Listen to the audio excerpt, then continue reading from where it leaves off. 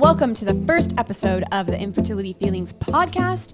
I am Jessie Brown, sitting here with Doug Brown. And we have our distinguished first episode guest, Dr. Andrea Ganahl. Say hi. Hello. Hello. We are so excited that you are here. I'm so excited to be here. Yes, this is going to be so fun, talking about our feelings. As we kick off our first episode, we're going to get straight into the topic of the podcast, and the topic of the episode for today is, what does it feel like to go through infertility? How about we each give one word? If you could narrow it down, pretty much impossible, but I'm going to say 5 words. Could you narrow it down to one word? What does it feel like to go through infertility? For me, it was complete fear because I had a lack of control. That's what I would say. It felt like that went really deep, really fast, but that's what it felt like. That's good. I would say for me, it felt, I would say overwhelming, just too much. It was far too much, far too quickly to deal with. Mm-hmm. That's what I would say. I would say for me, it was shame. I felt a lot of shame. Yeah. Yeah. Sadness too. Sadness was another How big many one. years did you struggle with infertility? 5. 5 years. And was the 5 years intense the whole time, or was there times that you took breaks? It was intense 4 of the 5. 4 of the 5. So the first year. The first year was just trying, and then we started getting help. Yeah. Yeah. Wow. As we go forward, Dr. Andrea Ganahl, can we call you Dr. Annie? Call me Annie. Can we call you? Okay, Yes, Annie. Perfect. Annie's here to help us and help anyone listening to kind of help us process the feelings that we have. As we talk to guests, we'll kind of hear from them, what does it feel like to go through the experiences that they're going through? And Annie is here to help us understand the feelings that we have, the fear that we have, the overwhelming feelings, the shame, all of that. Annie, if you could, just for us now, help us understand, because Jessie and I know we've gone through infertility. We know the emotions that we've had in and of ourselves. And would you say that infertility is anxiety provoking, Jessie? Yes. Fear provoking? Yes. Depressing at times? Yes. Okay, so here's our question to you, Annie. Do we have depression? Do we have anxiety? How do we classify that? Does that make sense? Yes. Okay. I think I understand what you're asking. It's all the feelings that we've talked about, and there's so many more, are normal reaction to trauma, normal reaction to a challenging situation. And so it would be normal for you to feel overwhelmed, to feel sadness and fear, and for me, shame, because we're dealing with something that's really difficult. Right. There's a continuum of all those feelings. And so if those feelings kind of grow and grow and grow, and we don't get the help we need, or we don't get the self-care that we need, and the community that we need, it can then kind of cross over to where it's a disorder, a major depression disorder or an anxiety disorder. Mm-hmm. And so I think that's what I love about what you guys do, is that your hope is to help people with their emotional response to infertility, so that they don't get to that point. Mm-hmm. And I think with infertility, we become so hyper-focused on what's right in front of us, like dealing with the shots or dealing with trying or listening to our bodies and all that. And we have feelings be secondary, almost in the background. What would you say is the most, like I know we said anxiety and depression and that, but what would you say would be other feelings that would come up, you would think? Good question. I would say being overwhelmed, being totally stressed. Not that that's necessarily a feeling, but it's just still a response. Feeling alone, very isolating. And again, mine with the shame. I think a lot of people feel that something's wrong with them. And sometimes people who are around us, who love us, say things that can make us, feel inadequate. And so I think feeling inadequate is a very common response to going through infertility. And I don't know if there really is a wrong feeling. Right. Everyone's so different. Right. And so I think we all have to just give grace. Can you say more about the feeling of being inadequate? Because I think a lot of feelings come out of that moment where you feel like it didn't work or like it fell apart or Something's wrong with me. yeah, something's wrong with me. You know, I even remember myself going to the first, you know, you go to a doctor's appointment and you get bad results, right? That's for so many people, the first time they realize that something's wrong. And I remember it's a long story, we had this false test that came back for me that said that I had absolutely zero sperm count and zero ability to get pregnant, you know, reproduce at all. I was essentially sterile. That test was actually wrong, but emotionally, it was the first moment that I realized, oh my gosh, everything that I thought is broken and wrong. And I think that's where that feeling of inadequacy, fear, it all kind of came from that moment where things kind of broke and fell apart. From a therapeutic standpoint or like a psychological standpoint, how much happens in that moment as compared to, you know, dealing with the struggle for years and years and years? Like, you know, does that make sense? So let me make sure I understand your question. Are you asking, so you get the test and it's that immediate response versus going through infertility for 2 years, 4 years, 10 years, and then the response of that? Right. Yeah. Are those responses different? Are they all the same thing? That's a great question. I would say that they are different and the same. They're different in the sense that, you know, I've talked about trauma and how the initial response to a traumatic situation is usually oftentimes very intense. And it feels huge, right? You giving that test result felt huge, life-changing. Yes.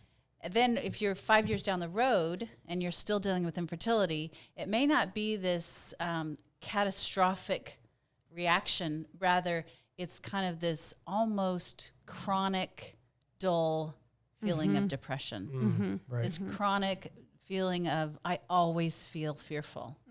It's hard for me to get out of bed every day. So I think in that way it's different. It's the same in the sense that there's still a lot of emotion, but the level of it is a little different. It's kind of, you know, acute versus chronic. Right. Does that answer the question? It totally does. Yeah. I just think I like emotionally, I feel like I trace a lot of the emotions that I felt back to that initial moment. Like that's when it started and then it never stopped. You know, like my fear that I wasn't going to be able to have the family that I wanted started there, and it felt like it never stopped. So it's like I feel like I'm still processing some of those initial moments. And what I thought of when you told that story was, first thing I thought of was that's such a trigger. Right. And you know, we've talked about trauma, how a trigger can stimulate the traumas even in our childhood.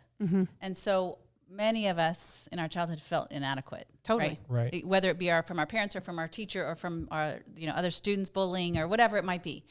So when something happens with infertility, you know, you get a test that's really makes you feel inadequate or not complete, that you're dealing with that, but you're also dealing with your previous trauma. And so I think for you, that initial kind of intense moment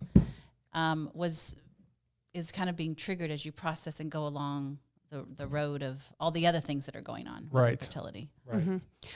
I have a lot of women tell me, I just can't go there. I can't feel that feeling. Why are feelings so hard to feel? You know what? If you think about emotional pain, is not fun. No. Nope. It's not something I want to do. Are you going to go intentionally cut yourself to, you know, maybe you have this horrible blister and you need to cut it in order to release the pressure. Right. You're not going to want to do that. Right. You're going to avoid doing that. Let's just see if, you know, it goes down. Or so you're going to do all you can to avoid doing that because it's going to be painful. I think it's true with emotion as well. We're not going to typically intentionally hurt ourselves emotionally because it's so painful. So our natural response is to run or to avoid, which is really where we develop a lot of disorders. Right. Anxiety disorder, PTSD, a lot of these things are connected to avoidance. That if we don't avoid, we're going to get healthier much faster. So I think our natural response is to avoid. Our natural response is to avoid feeling that pain. Now, as we become more psychologically minded and more insightful people, then we know so well that that's important. And so we start to move towards those emotions. And the more we can do that, the healthier we'll be. It's really, really important. But I think naturally we don't. And oftentimes, depending on our parents, we're not taught that. We're not taught that in school. We're not taught that by parents to move towards the emotion rather than away from it. Right. This is so interesting because I sometimes think that, emotions, the range of emotions that we have are sometimes good. Like to me, fear is sometimes good because if you're near something that is fearful, maybe that's the right response to have. I'm wondering, is there ever a world where like anxiety and stress is the right emotion to have? Like maybe initially it was rightfully so that I felt depressed and overwhelmed, but if I never left those emotions, and they became like chronic, like you said, that's where you have this issue. I'm just trying to help myself and anyone else who's going through infertility to feel, it's okay to feel the emotions that they're feeling because they're natural. Is it ever Absolutely. okay to say natural? Yeah, they're definitely natural. I think God created us to be emotional beings, and so it is normal to feel sad when something happens that's sad. Right. Fear, I'll address that because it's a little bit different, I think. Okay. It's normal to feel angry when someone slaps you in the face. Yeah. Right? Yeah. I'd be angry. Right. Yeah. So or overwhelmed. Like I think that one too. Like yeah, the reality is life is overwhelming right now. Right. And so it's normal. It would be abnormal not to feel something. Right. Yeah. And so all of that's healthy and good. Okay. And it allows us then hopefully to process what's happening. If we'd be robots, right? If we didn't feel Right. when something goes on in our lives. Yeah. There's 3 reasons why we experience fear and anxiety. One is we should be, right? We're in danger. Right. So if A bear walked into this room, right. we should be fearful. that would be very healthy. Yeah.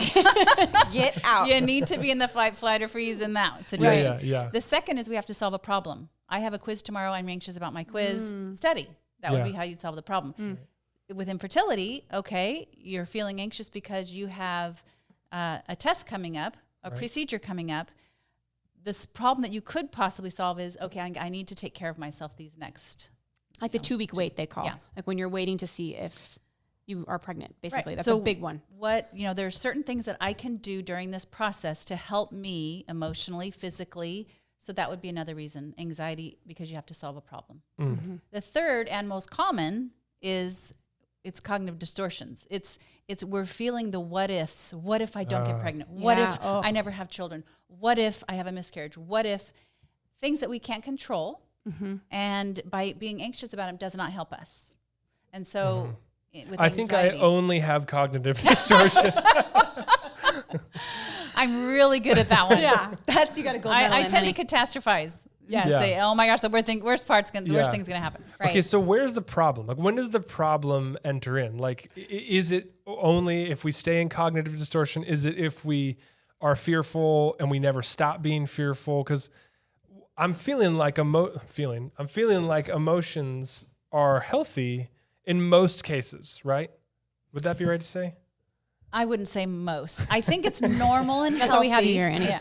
It's normal and healthy to feel. But when it starts to impact our daily lives in such a way that we're not functioning, it's not okay. It's not healthy. Okay. We Right. then have to take steps in order to be able to function. Right. Which leads me to a question that I feel like people say a lot is they don't know when to start feeling. Like, as in they, are trying for 6 months and they're like, oh, it'll happen. It's like, and then all of a sudden 6 months turns into a year, turns into 2 years, turns into this, and then they haven't felt along the way. What would be things in your daily life that you should be watching out for that maybe you are experiencing some of those feelings, but you're not even tapping in to it? Yeah. So I would say if it's affecting your getting up in the morning, if it's affecting your job so you can't think and pay attention and concentrate, if you are finding yourself getting really frustrated with people all the time, more than normal. It's when you notice, or other people might help to help you notice that you're different, that you're more agitated, you're not focused anymore. You are not getting what you normally get done in a day. It's taking you twice as long. Those are obviously if you're not eating as well as you normally do, or you're losing or gaining weight, if your sleep is disturbed, those are things that definitely are indications that it's starting to get to where you really might consider getting some help. So let's say someone that's listening to this had 3 of those things happen to them yesterday. What would you say would be the next step? What would be your therapeutic advice if they were sitting in your chair to say, okay, you experienced lack of sleep, you're gaining weight, and you are not doing well in your job or whatever the 3 things are. What would be your advice to them? Well, depending on what their situation is. So to me, community is the most important thing, not just infertility. And we all need community. Yes. We all need people in our lives where we can share our hearts, where we can have some accountability. Not everybody has that. Yes. But it's something that we all need to strive for. So if they don't have that, my answer would be a little different. Okay? What would your answer be? If they didn't have that? Didn't have that, then which is common in this world. Okay, yes. I would say they need to consider seeking professional help. Okay. So now it doesn't necessarily have to be a psychologist. It could be maybe within the church. They have lay counseling. They have mentors. It could be in getting involved in maybe a women's group or a men's group where they can be surrounded by people, and develop that community. I think if that behavior continues, so you said, okay, let's say yesterday those 3 of these things happened. If 2 weeks down the road they're still happening, then you need to call a professional. Yeah. Okay. If they're happening most days for more than a couple of weeks or so, then you need to consider professional help. Right. And what like, so they get professional, what are they going to do in that? Just to destigmatize, I guess. What does that mean? Does it mean, now I'm going to be on medicine or something, or what is that? I'm a weirdo. Or Yeah. whatever. Are they talking in that situation? Are they just processing what's going on there? So I would say, personally, I think we all should be in therapy. Right. 100%. At some time in our lives. Yes. I've been in therapy off and on for years, and I have a therapist that I see when I need to process something. Same with me. Right. Okay. So, I personally, it's like there's no stigma. To me, that is such a beautiful thing to have in your life. Yes. What it would look like, that does vary. Yeah.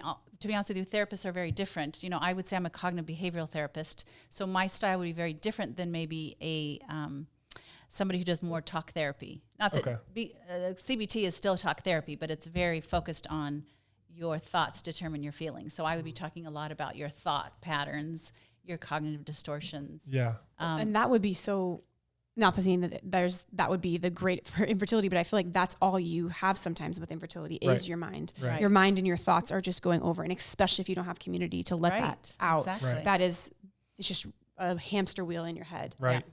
So, I believe that is key. If we can really get a grasp of our thoughts and understand our thought patterns and our distorted thinking, because we all have some distortion in our thinking, we can develop healthier emotional responses. That's amazing. So it would be a lot of talk, process it. It would be for anxiety in particular, you would want to go towards the anxiety. So you'd want to talk about, what is your fear? My fear is I'll never have a child. Right. Okay, what does that look like? And just kind of help them understand that that doesn't end your life, that there's life after infertility. There's life after if it ends up that you can't have a child, or there's a life after miscarriage. And so to be able to help people see the reality is, as you develop more coping skills and strengths, you're going to be okay. Mm-hmm. You will get through it. Right. I think a lot of people have that as like, well, I can do this, but I could never do that. Right. And it's like, life goes on. And for me, it just looked like really just surrendering and grieving. That was my thing with my therapist, was like, I remember having a name, that I've had since I was like 11 years old. Ruby was my name. And she really helped me, because when I moved on to adoption, it had to be an infant. And I didn't see that it was like, I had to be an infant, because I was like solving my infertility through it, even though I said I wasn't, but it was. And with her, it just helped me, she really helped me channel my worst fear. And I think sometimes we don't like to say our fear out loud, because then we can make it more true. Right. And I'm always like, which is very distorted. yeah, exactly. Yeah. I did it. Exactly. But it's like, wouldn't you say the same thing? Totally. It makes it more real. And it's like, no. It doesn't make it any more real or any less real or whatever. What's amazing is when we take these thoughts that are distorted and we put them out here and we put them out on paper, or we put them out just with our words, it's so much easier to look at it and say, I can see how that's not really rational. Right. Yes. I can see how that's really not the best way for me to think about this process, because it's not healthy. It's not real. It's not an accurate thought. And if you have a whole bunch of inaccurate thoughts, like I can't survive this, for example, Right. that is not a way to live. Right. Yeah. And that's very common in the infertility world. It is. Yeah. I've experienced it myself. It makes me think of maybe the biggest distortion that I would do was I always said I wanted to be, or I had to be, a young dad. And I would do this crazy math, which you'll hear me talk about all the time, of figuring out, well, if I have a kid this time and this time, we get pregnant here and we do this. And then at some point, all of the numbers, when I really put it out there and talked to people about it, or wrote it down or journaled about it, it became absurd. The difference between 26 and 28 was what I was stressing about. And now that I'm even just a little bit older than that, it doesn't seem dumb. I don't want to say that, but it just seems like, I was taking these numbers and making them my entire life. It became so much bigger than it needed to be, or really was. And I think that's where, again, that's why I'm really into our thought patterns. Right.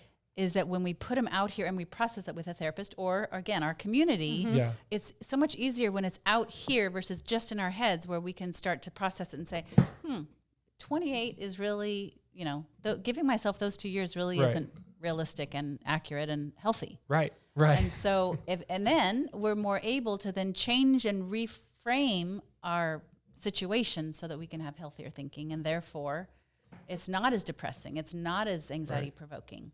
Right. I remember saying in therapy so many times, I remember saying, I can't believe I said that out loud. You know what I mean? Like I would say that and be like, I've thought that for years, but I can't believe I'm actually saying it. But then once I say it, it's like, it doesn't have as much maybe strength, if I would say, or whatever. That's what it's like strength, like, I said it. Okay. What if I can never have kids? Okay. And like, they just made it more like, just not so strong, not so heavy. Right. Yeah. I think things that are kept in the dark become boogeymen. Yeah. Men, woman, whatever it's called. Totally. And I don't think monsters. because I said it made it more real. Because that was our reality. That was going to be our reality no matter what. No matter I said it or I didn't, or I felt it or I didn't, it was our reality. Absolutely. So I think this really holds for almost everything in life, right? Through the front door comes a lot of emotions, a lot of it's reactions, a lot of it's maybe distortion, but it's what we do with those feelings once they're in that really determines this continuum. Talk a little bit about, like you said, that continuum, that, anxiety is at times okay if you have a test coming up, or even, if you have normal, if you have a procedure even coming up, to be somewhat anxious about it, I would say would feel normal. But there's a continuum, right? That on one part of the continuum, those feelings are okay. On the other end, they're not. I think a lot of people are somewhere on there. And is it normal to kind of drift around on that continuum? That's a great question. It's very normal to drift around. Okay. I think for some people, and I would say this was me when I was much younger, before, my training and before my therapy, I thought all feelings were pathological. Oh my gosh, I'm sad. This is not okay. This is, and then it would scare me that I'd get anxious because I was sad. Right. Yeah. Is that like, okay, I'm feeling depressed today, therefore I have depression? Right. Okay. And that's not true. And that's not true. Okay. Right. Because I would say I felt anxious, but I did not develop an anxiety disorder. Right. But I felt very anxious. Right. But some people do. But some people do. Right. Yeah. And I think that's normal. But I also would say, even in the normal emotion, if we can have our community, whatever that looks like, and we can talk through that fear, that sadness, it will, one, it normalizes it, but two, it helps it so it doesn't continue down that continuum. And so it's normal, but it doesn't, just because it's normal doesn't mean you don't want to talk about it. Right. Right. So I'm talking about, we want to have our community so it doesn't go kind of cross the line to a disorder.